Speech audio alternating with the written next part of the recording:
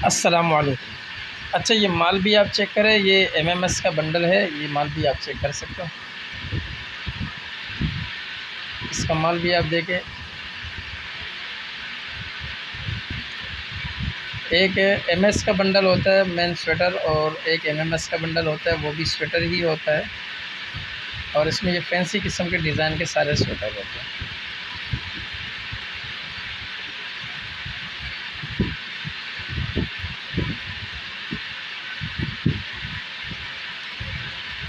जिस भाई को चाहिए वो रब्ता कर सकता है। डिलीवरी पूरे पाकिस्तान के लिए अवेलेबल है।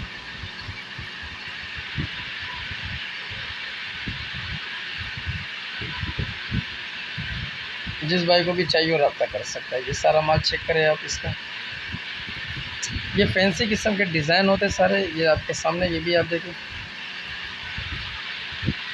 जिस भाई को भी चाहिए वो रब्ता कर सकता है।